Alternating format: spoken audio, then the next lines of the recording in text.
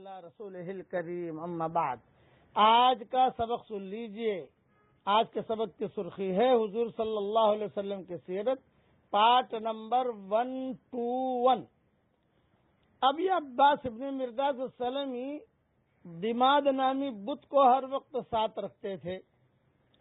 ایک دن کوئی پریشانی آئی رات میں تو دماد نامی بت کے پاس گئے مدد مانگنے کے لیے، کیونکہ باپ نے کہا تھا کہ اس سے مدد مانگنا۔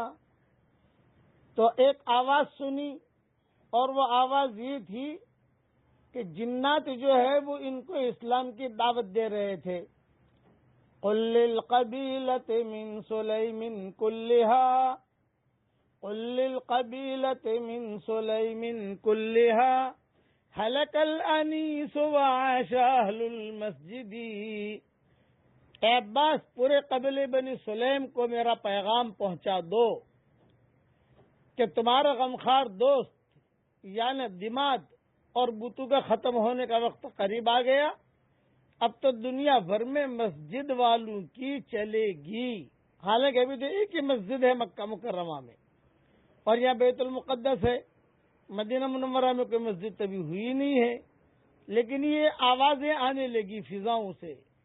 قل للقبیلۃ من سلیم کلھا، ہلک الانیس وعاش اہل المسجد، اودع دماد وکان یعبد مرۃ قبل الکتاب الی النبی محمد صلی اللہ علیہ وسلم۔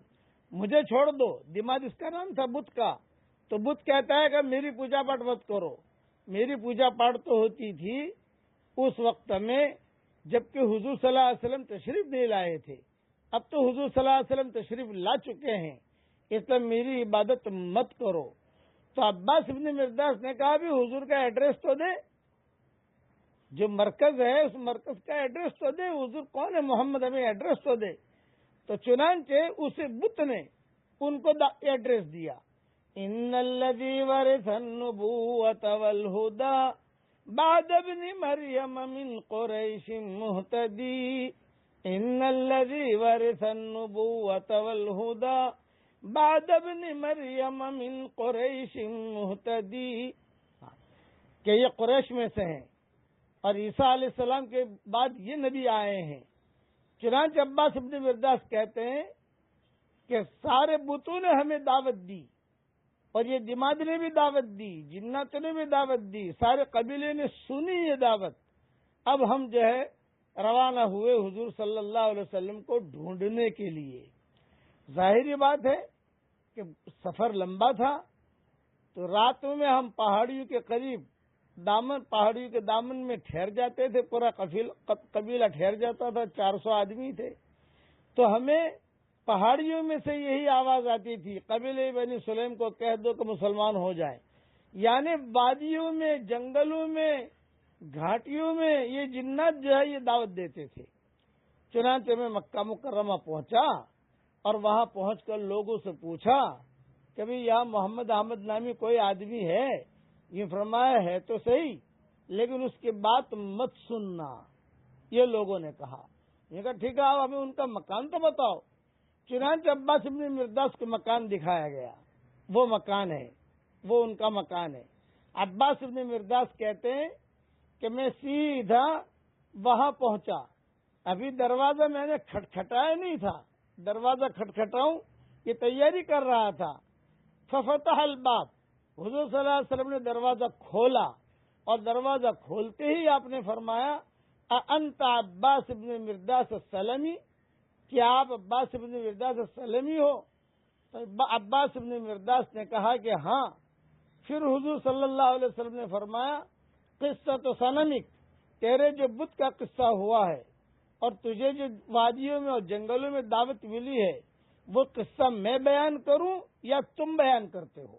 یہ آپ نے فرمایا کہ جو قصہ جنتوں کا ہوا ہے تمہارے ساتھ، وہ میں بیان کروں یا تم بیان کر دو۔ دو قصے ہوئے تھے عباس ابن مرداس کے ساتھ، ایک تو جنتوں کا قصہ ہوا اور یہ بتوں کا قصہ ہوا۔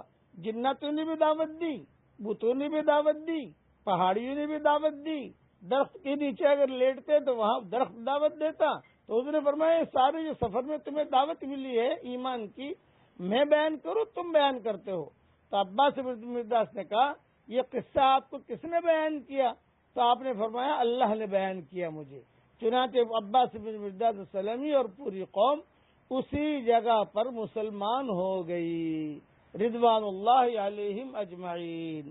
اور پھر چونکہ مکہ مکرمہ میں ابھی انسان تو بات مان نہیں رہے ہیں، تو جبل بنی قبیس ابھی بھی پہاڑ ہے، وہاں پر آج کل بلڈنگیں بن رہی ہے، وہاں پر ایک مشرک جن تھا جس کا نام تھا مسعر، حدیثوں میں آتا ہے اس کا نام تھا مسعر۔ یہ اب مشرکین کو ابھارتا تھا۔ جیسے جنات مسلمان ہوئے تو جنات میں دونوں ہوتے ہیں، مسلمان بھی ہوتے ہیں کافر بھی ہوتے ہیں، جنات میں نمازی بھی ہوتے ہیں بے نمازی بھی ہوتے ہیں۔ تو ایک مسعر نام کا تھا، اس کا نام تھا، وہ بھی جنت تھا لیکن کافر تھا۔ یہ سارے مشرکین کو ابھارتا تھا کہ مسلمانوں کو مارو، مسلمانوں کو مارو، جبل بن قبیس پر۔ یہ قصہ کل پورا کروں گا انشاءاللہ۔